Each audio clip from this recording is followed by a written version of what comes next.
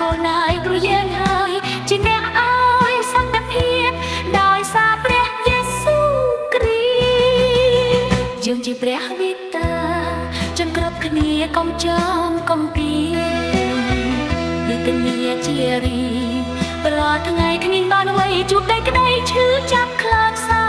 តែព្រះវិតាសង្គ្រោះយើងបានចូលយ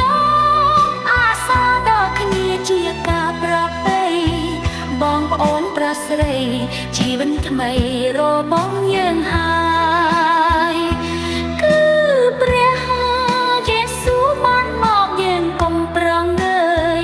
សង្គ្រោះយើងហើយបានជីវិតថ្មី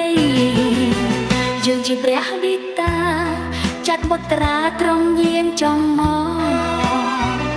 សង្គ្រោះលោកា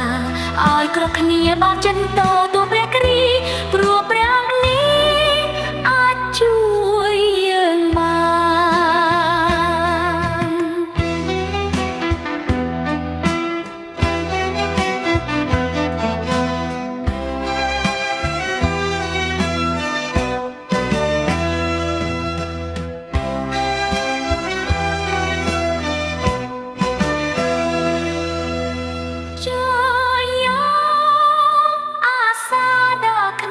ជាការប្រពៃបងប្អូនប្រស្រីជីវិតថ្មីរបស់យើងហើយគឺព្រះយេស៊ូវបានមកយើងកុំប្រងើយសង្គ្រោះយើងហើយបានជីវិតថ្មីយើងជាព្រះវិតាចាត់បុត្រាត្រង់យាងចង់មក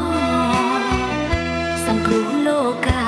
ឲ្យគ្រប់គ្នាបោកចិនតទូ